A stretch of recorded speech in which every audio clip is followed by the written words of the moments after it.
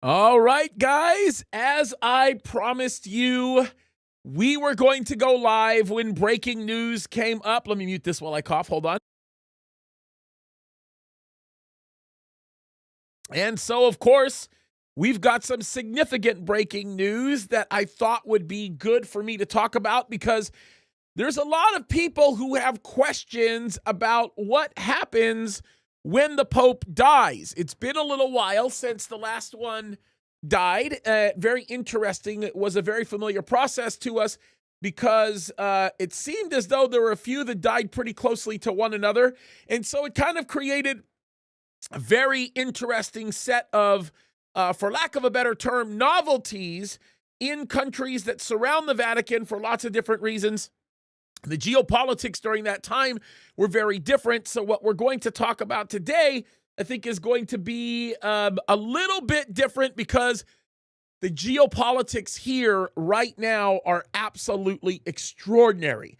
And what's happening right now, politically speaking, what's happening around the world, what's going on with what we know specifically happening in the Middle East, the things that we know are happening right now in Europe and in all these places, we have to just wake up and we've got to recognize that things are going to change and they're going to change rapidly. Now, the first thing that I want to do, because I think it's really important, is I want us to not jump to conclusions about what is going to happen next, okay? I think that it's very easy to talk about or pontificate a little bit on the idea that some type of prophecy is going to be fulfilled or not. As a matter of fact, to the contrary, the one thing that we should note are all of the prophets, for lack of a better term, or shall we say false prophets, that actually said that the Pope was indeed going to be the Antichrist or the false prophet. Now, I've always said that he was a great a great applicant for the false prophet, but never said that he was. But I think it is interesting because what may come out of this will likely be a whole lot worse. And we'll talk about why. We'll talk about the immediate. We'll talk about what it all means.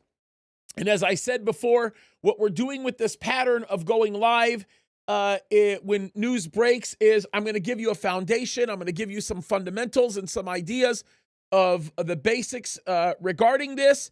And then what we'll end up doing is we'll end up doing a show that deals with this a little bit more in detail. I think that's kind of important. Now, with that said, some of you have already done some super chats and super stickers, so I want to acknowledge you right now. I want to thank you for that, by the way.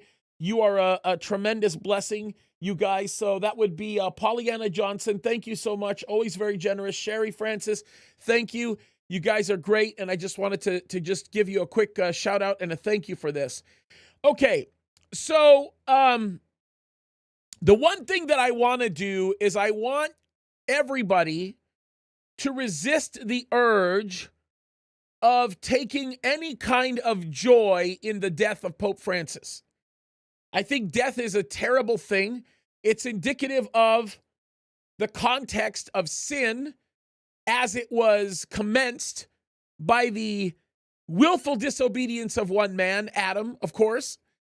And I think it's very easy to sort of be happy about something like this, but I think that all relates to our sin nature and the desire for us to want to be happy about the lives of anybody being taken, especially when we don't like someone or we don't disagree or we don't agree with them.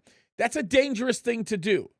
So what I want to do is I want to spend a few moments talking about the mechanics of what is going to happen next. I don't want to talk specifically about the death of the Pope himself. I think what's going to happen with him is in between him and the Lord. It's already happened. I'm not going to speculate or have any back and forth commentary regarding that aspect. But the one thing that I am going to do is I'm going to give you a good idea of what to expect, what's going to happen in the immediate moment. We'll talk a little bit about how the conclave works because some of you guys might not understand that or know it. I understand why you wouldn't if you don't, because it's been a while since this has been in the public eye. So I thought that it would be a good idea for me to talk a little bit about that. and explain some of the things that are happening on a technical level right now in the Vatican and what's taking place. And then what we're going to end up doing is we'll talk about the geopolitical implications of it. Now, I hope that we only are doing this for about a half hour. I don't anticipate being too much longer than that. Sometimes it is. I will take some questions at the end for those of you that might have some questions about all of this and what it might mean. And I think the far-reaching implications of this are something that are like, it's just unbelievable. To know what may come of this, there's a lot that there's a lot that we just don't know yet. And I think it's really important. So let's go over this really quickly. I want to make sure that everybody gets a good idea of what's happening right now, which is why I'm doing this. And again, for any of the longer term stuff, we'll have a conversation about what that means in a video that I'm going to do a little bit later. So how about we do this? How about we take a look at what's going to happen right now in the immediate? I think that's probably the bigger and more important picture right now to discuss. So the Pope obviously passed away today. We know that that's the case. It was announced to us. He was age 88.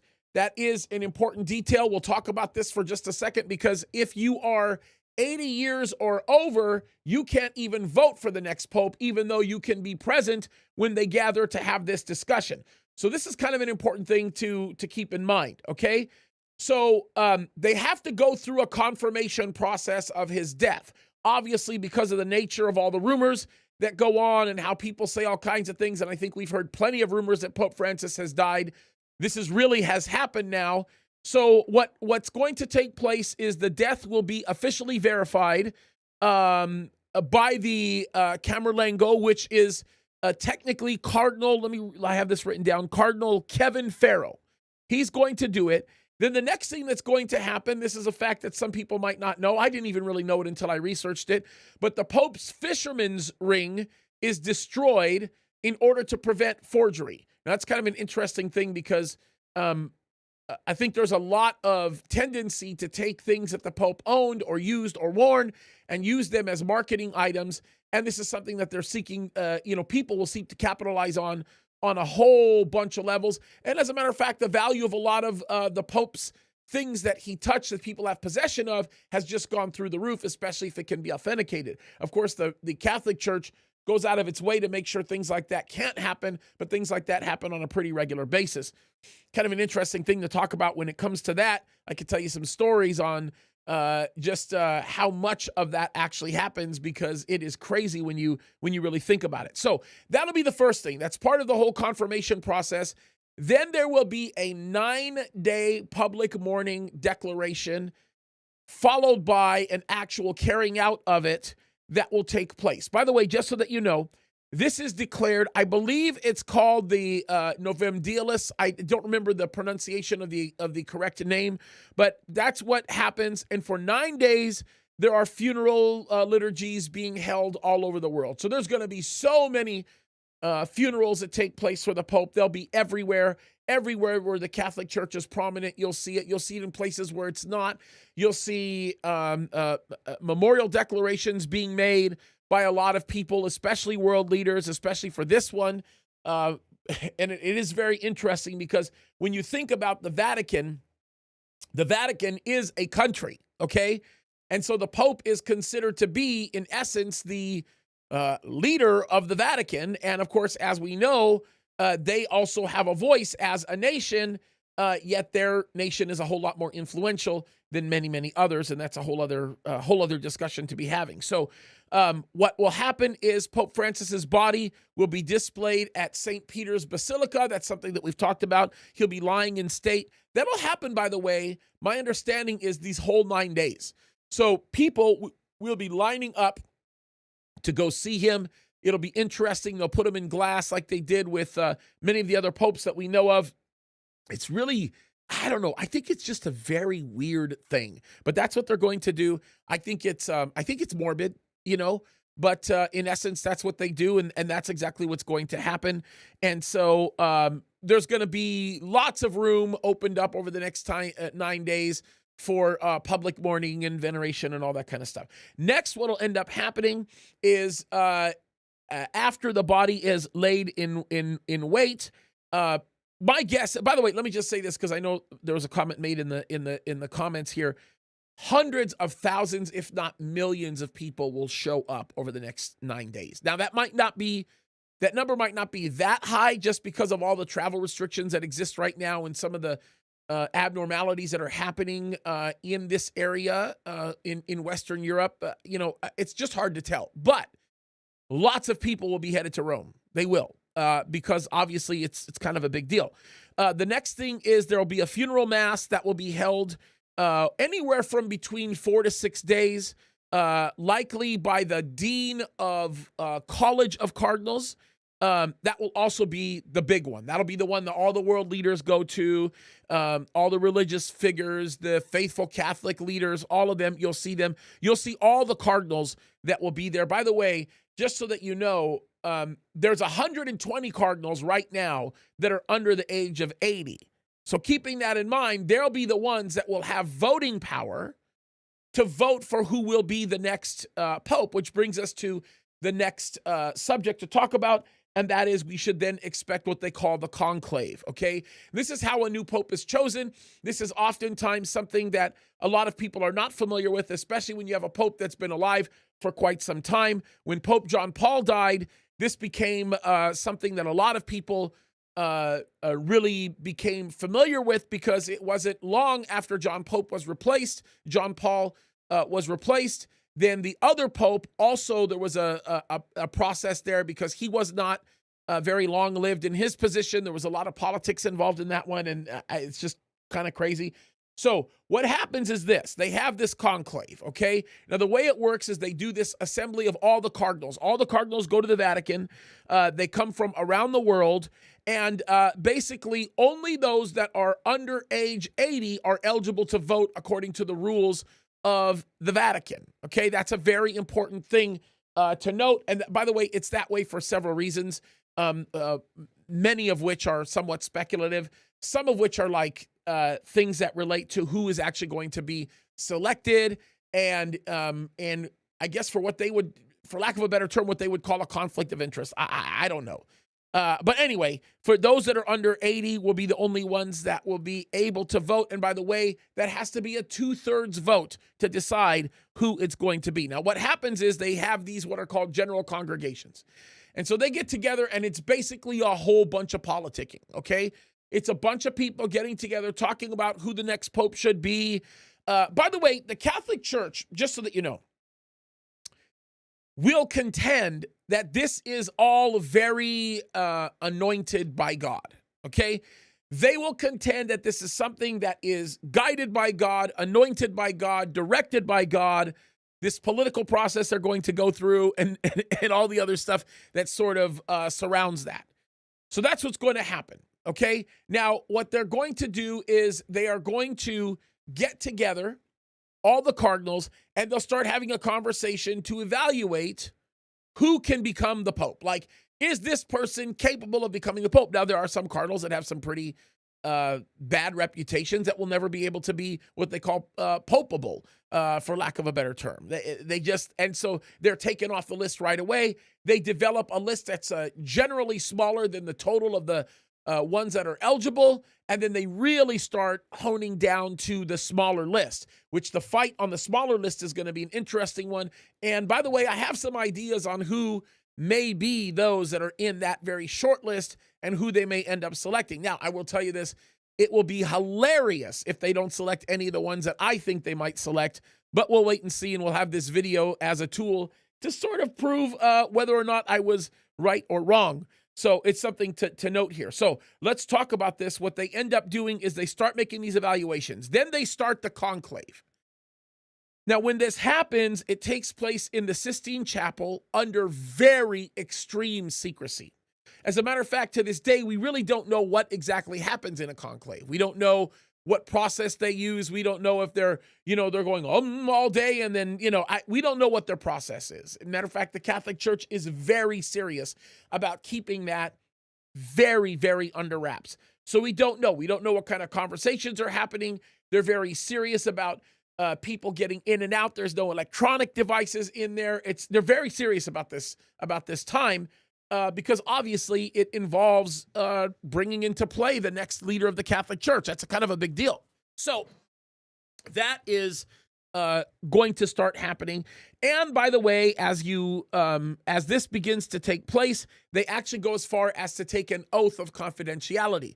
So, for example, if somebody writes a tell-all book about what happens, there is a legal right for the Catholic Church to not only take it away, but to actually pursue some kind of a remedy because of what was done, which is why you don't see these tell-all type stories happening. And of course, cardinals that go in there for this are going to be people that aren't going anywhere. They're going to be people that are going to stick with the Catholic Church no matter who they are or what they do. And it's just very, very interesting. So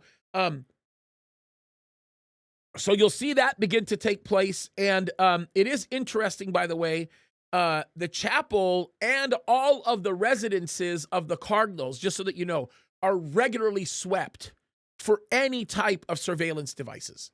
Okay, and they take that very, very seriously, very seriously. And maybe I may have mentioned that, but it was just something that I had in my notes that I just thought I would tell you guys. And yes, believe it or not, today I've got some notes in front of me because I don't want to miss any of the important details, and I want to keep this as concise as possible. Sometimes when I don't have notes, keeping it concise doesn't really work for me, and that's just not a good idea. So that's what I'm trying to do here.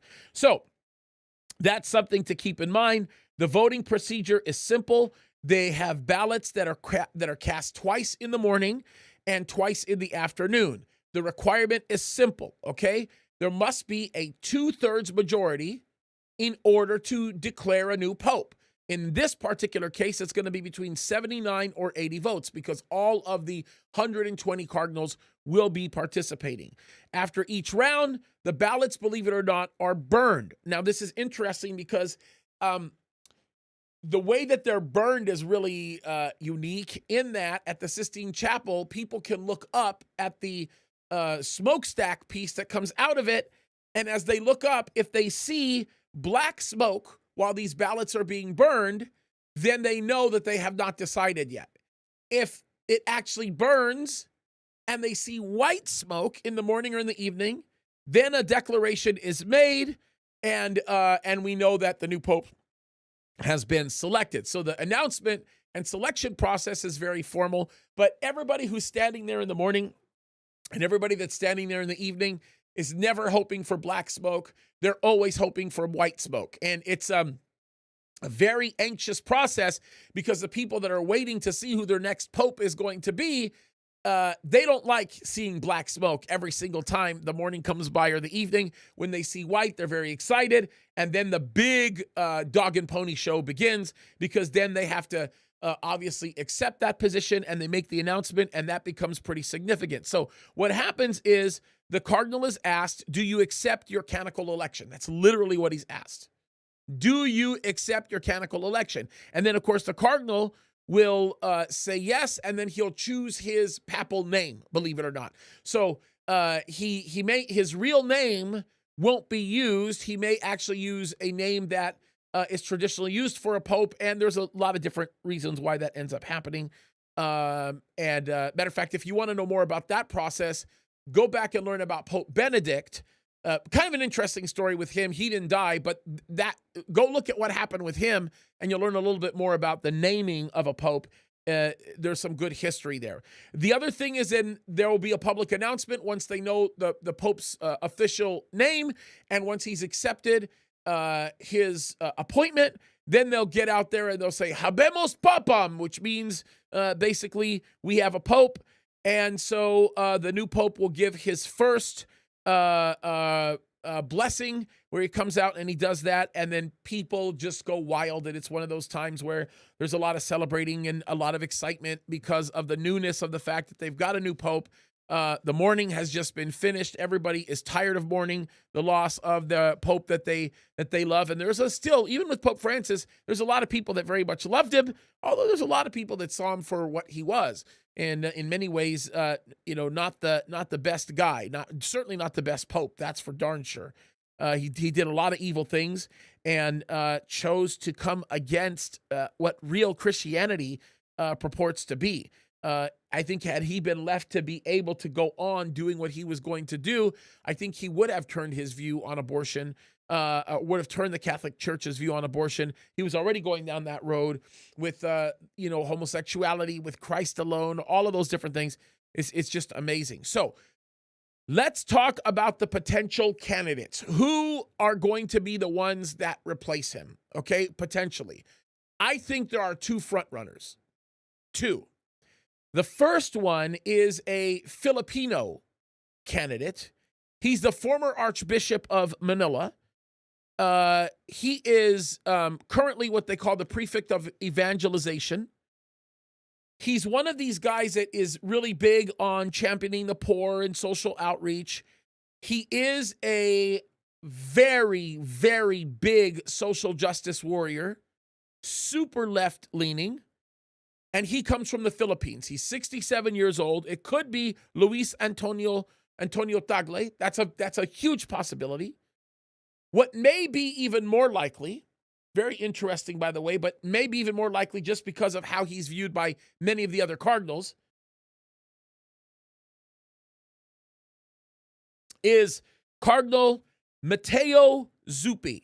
He is from Italy, 69 years old. He is the Archbishop of, I'd have to look that up. I actually don't know that for sure. Maybe some of you can give it to me in the comments. Very, very engaged in this whole interfaith thing. He is the big interfaith guy who worked very closely with Pope Francis, and I think he'd be one that would be very likely to be selected. Looking at some of his ties here, the one thing that we should note here is he is the one that is super, super close to Pope Francis. So if people want to see a continuation of what Pope Francis is doing, this will undoubtedly be the guy that they end up selecting. Now, there's a guy that's kind of in between them all, and this is Cardinal Pietro Parolin, who's also from Italy. He's age 70. He's a little older. He is, by the way, the Vatican Secretary of State. He is a very, very, very highly diplomatic person. Most of the world leaders know him well. As a matter of fact, he has brokered very, very fine line deals. He's the guy that was responsible for the big deal with China, with Venezuela, which, by the way, was also very controversial, in Vietnam. He is kind of considered more of a midline kind of a guy. And the only reason why he might have an option or might have an opportunity to become the next pope is just because of how well known he is on the world stage and how much work he's done in maintaining, solid, tight agreements between some of these nations that are pretty bad. So it is kind of an interesting possibility. Then there are some conservative traditionalists that I think are highly unlikely to become that. But if there is some bent among the cardinals where they want to bring in somebody who's more on the conservative Jesuit side, they'll bring in these guys. First one is, and you can tell by the way their ages speak of their conservatism, at least to a degree, because they've held these views for a long time. There would be Cardinal Peter Erdo from Hungary. That would be an interesting one, by the way. 72 years old. He is super theologically conservative. He would be the guy that would take on the liturgical tradition to a new high. He would basically make it to where the Catholic Church would continue to stay in their old school liturgical kind of ways because he's kind of that person. He has very strong ties to the Hungarian nationalist movement. So he is a nationalist, believe it or not, and would be more supportive of countries like the United States of America, believe it or not, in nationalist movements. He certainly would not carry the global vision of Pope Francis. If that happens, it will be a shock, okay? The other one that's really interesting is Cardinal Robert Serra from Guinea, 79 years old. He is known for one thing, and that is his open rebuke towards all of this leftist nonsense. So that would be very interesting. And of course, he's a very strict moralist. So you would begin to see more campaigns by the Catholic Church against things like abortion, gay and lesbian lifestyle, all that would all kind of go by the wayside under this guy's lead. So that'd be very interesting. Now, there's a couple that I would consider to be lurking in the shadow, okay? Potential dark horses, people that have enough influence and enough intellectual prowess that they might be selected based on the fears that exist amongst the Cardinals who might be the next person. And those guys are Peter Turkson from Ghana, by the way, African Cardinal. Interesting story with some of the things that came out of this.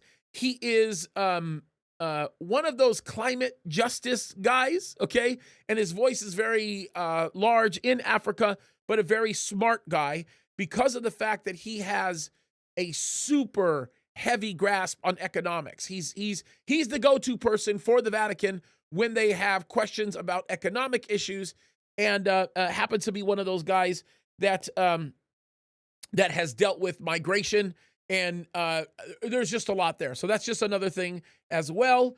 And then there's another thing to point out here, and that is this last cardinal, Jose Tolentino. This guy is probably the youngest of the ones that they would be considering, 59 years old. He is what everybody would call a bridge builder. I don't know if I would call him a bridge builder based on what I've read, but he would be the guy that they would select if they want to start evangelizing the young. If they want to bring in a younger crowd, this is the guy that they would select because he is, of course, a I don't know. He's kind of one of these like poetry guys, for lack of a better term. Very interesting the way he carries himself. I don't know enough about him to be able to make the kind of assessment that I would feel more comfortable making, but I do know he is definitely labeled by many as potentially a possibility that's lurking in the dark for being selected like that. By the way, Linda Duff, thank you so much.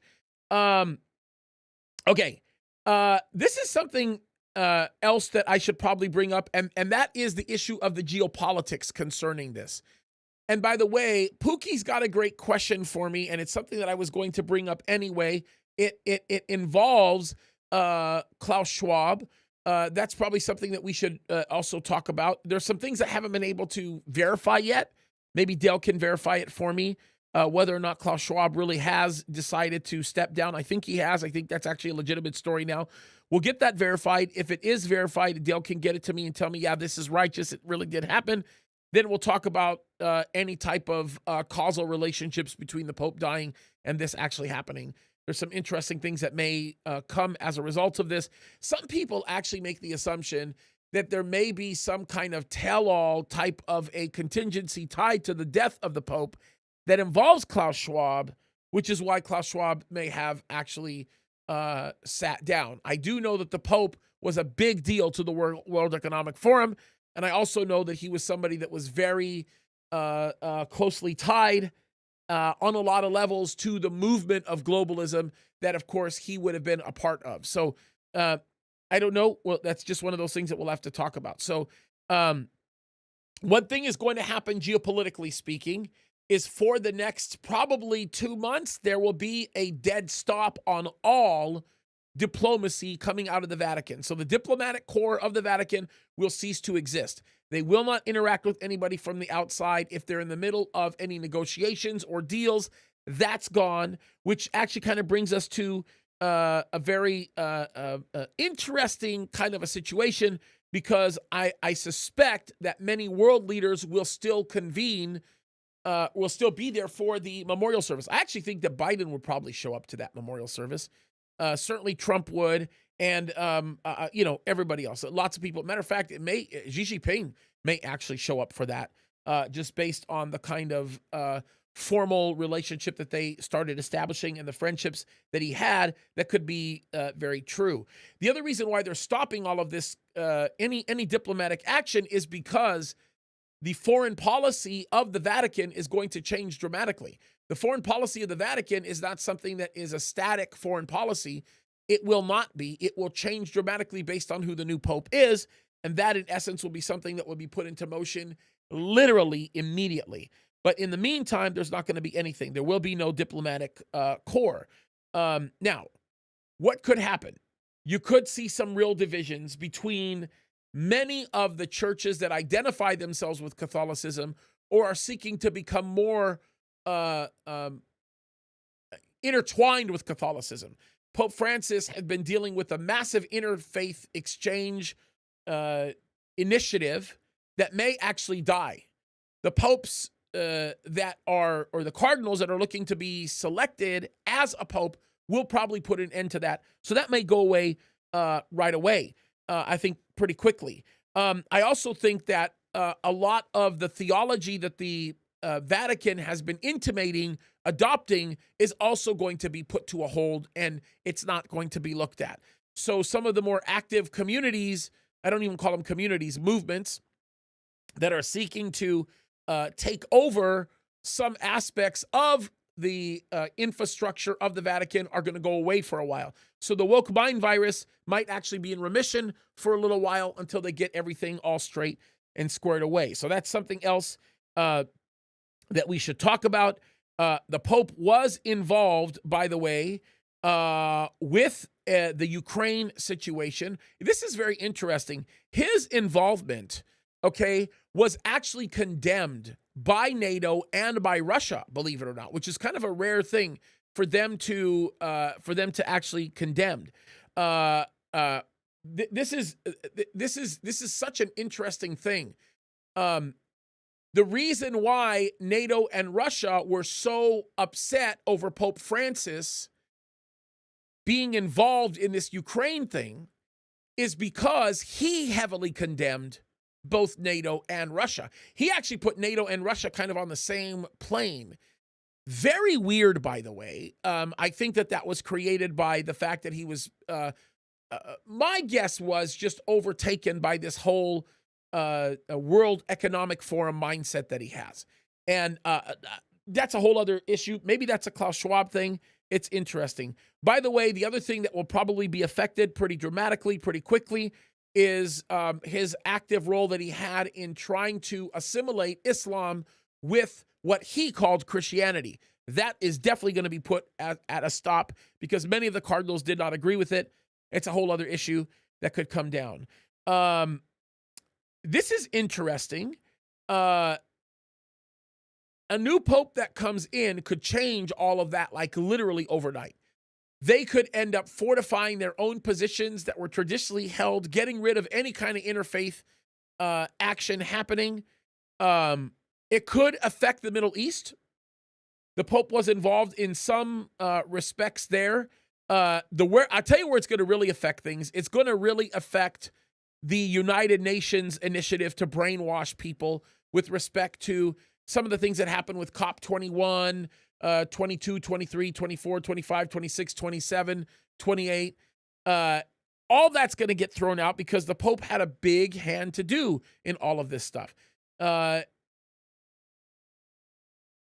What they're going to do with AI, what they're going to do with eco-theology, as they would call it, man, it's just very, very difficult to see what's going to happen. I think that the 4 or 5 things that are on the table that could take a massive shift are going to be like the inequality, illegal immigration, indigenous rights, as they would call it, gender justice, social justice, reproductive justice, all that nonsense. I think all that stuff could end up going by the wayside literally overnight because Pope Francis was extreme. He just was.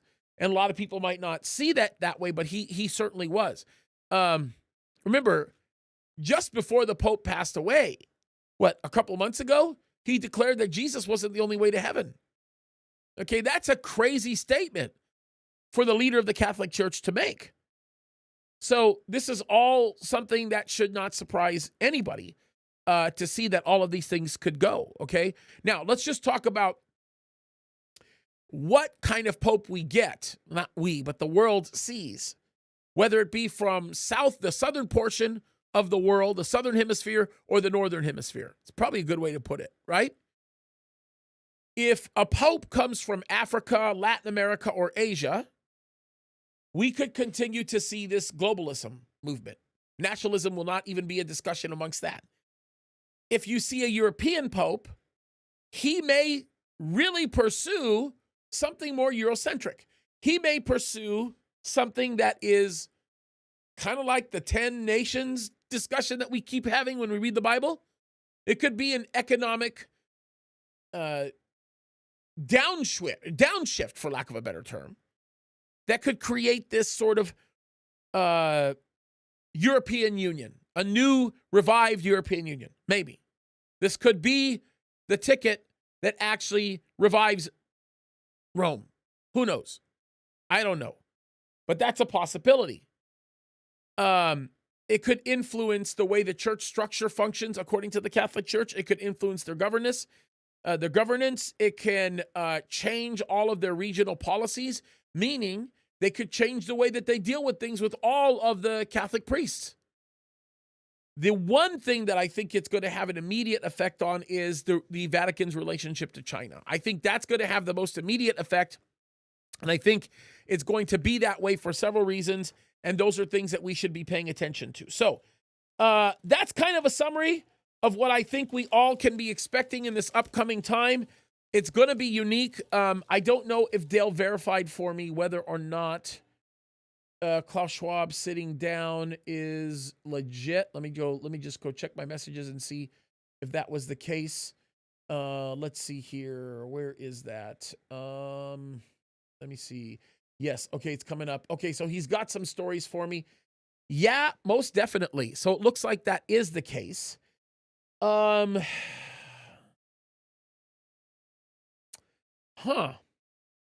I'm going to look at one of these stories here really quickly.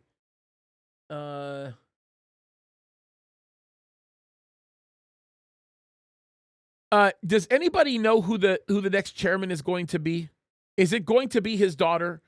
If it's going to be his daughter, then I'm kind of curious to know what that's going to end up translating to. Because if it ends up being his daughter, then I've got a lot more to say about it than if it's anybody else.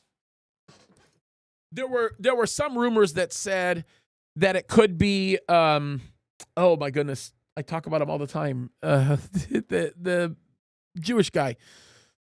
What's wrong with my brain? My brain is completely broken. Anyway, it'll come to me in just a second. All right, so he announced it a month ago. So yeah, we may be looking at some kind of a coincidence here, but I am curious to know if it is going to be his daughter that's going to. Yeah, Yuval Harari. Thank you, guys.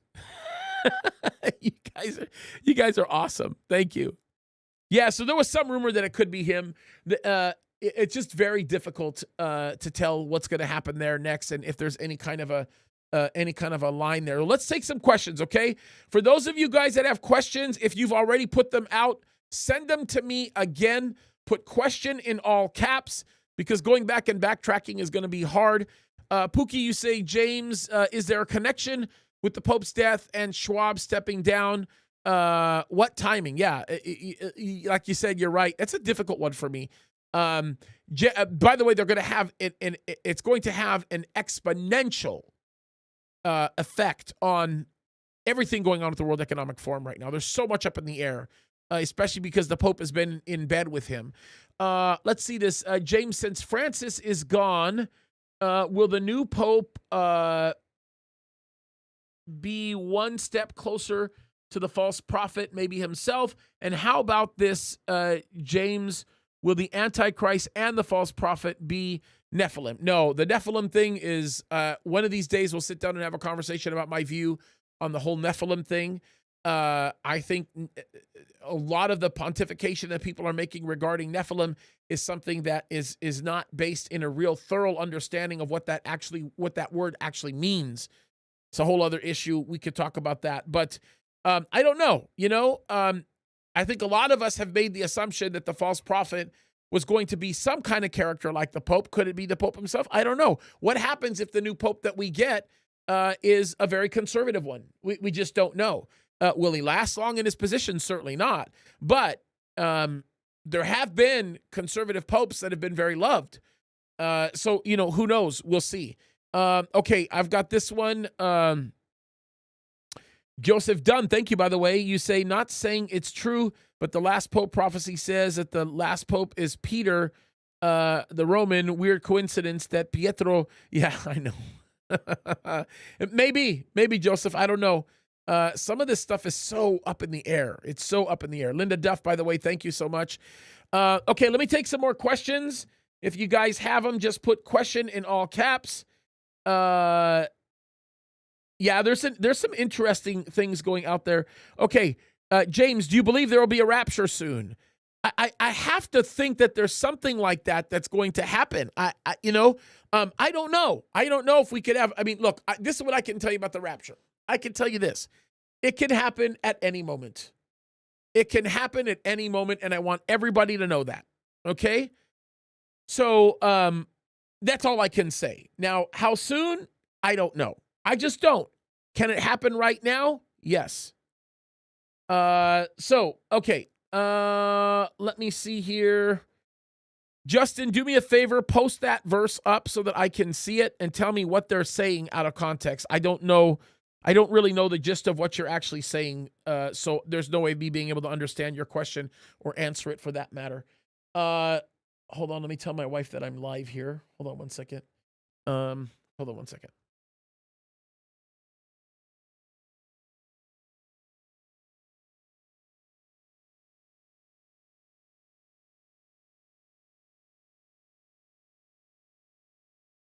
Okay. All right, let's look at some other questions here. Okay, what happened at the U.S.-Iran meeting in Rome? I don't know. By the way, call me ignorant. I didn't even hear of a meeting in Rome with the United States and Iran. I knew that there was talk of it. I didn't know if that was actually happening. Yes, David and I will have a lot to talk about tomorrow, Pookie. Believe me, we're going to talk about the fact Iran, specifically, we're getting very, very close to war. So, kind of an important subject that we're going to talk about. I'll take a few more questions, maybe two more. Okay, two more questions. Let me see here.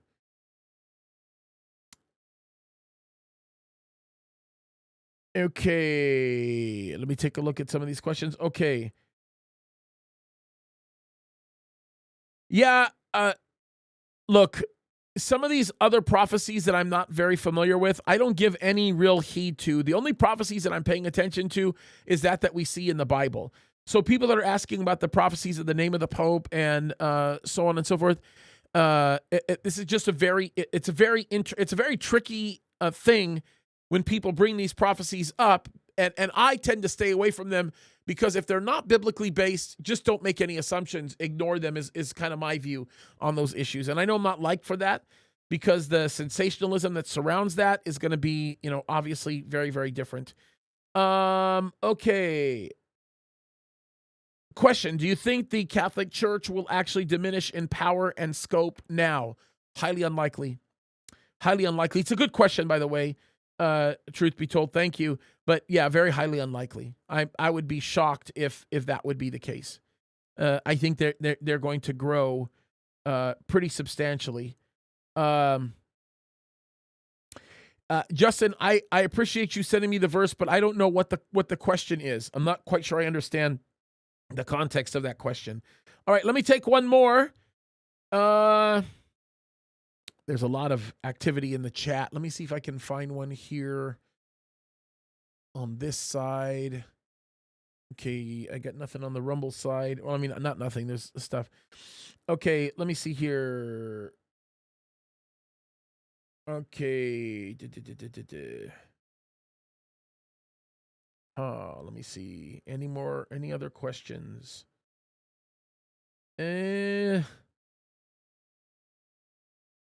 I'll take one more, guys.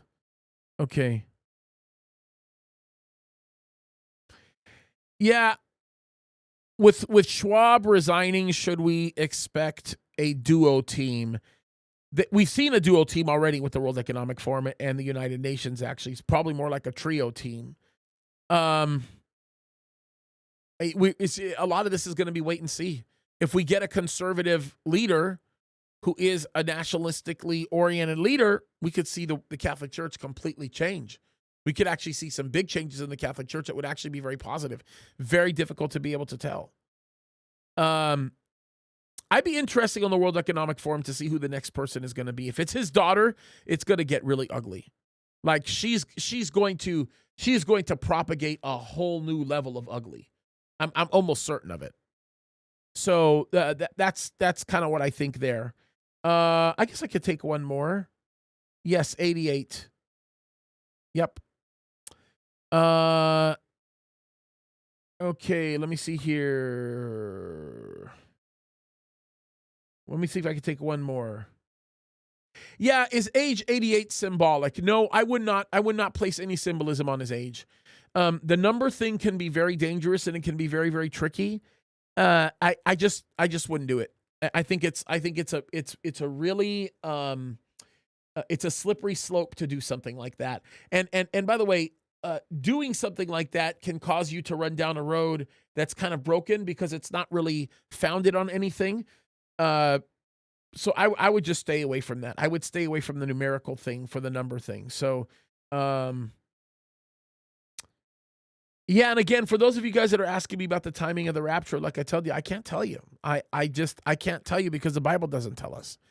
So I can tell you this, it's looking more and more and more and more and more like the world is setting up for the tribulation, which means the rapture is imminent. It could happen at any moment. At any moment. So, all right. With that, guys, this week we've got some videos that are coming up that we're talking about it. Both Tom and I spoke about it a little bit in our episode of Countdown to Eternity that we are going to be releasing. I think that's going to be a big blessing for you guys. So we'll get that down your way. And then we've got many videos coming up. We've got some issues going on right now all over the world that are hugely consequential to all these things that we've been talking about. You will get them in your lap. I would encourage you to look at the video that I made today regarding the tariff wars that are happening, the Chinese tariff wars. There's a lot more to it than a lot of people are thinking. So I'd pay very special attention to it. And with respect to the synagogue of Satan, look at the video that I made last Thursday. That will give you lots of details with respect to who the synagogue of Satan is and what that means and the implications of it. Okay? All right. Love you guys. Thank you for your kindness. Thank you for your support. Thank you for being here. You guys really, truly are the most amazing audience in the world. You are the most, you really are. You really are great people. And I have a tremendous amount of love for you guys. So keep fighting the good fight. Seek the Lord. He's faithful. Good things are happening. Look up because Christ could come at any moment. Love you guys. God bless you.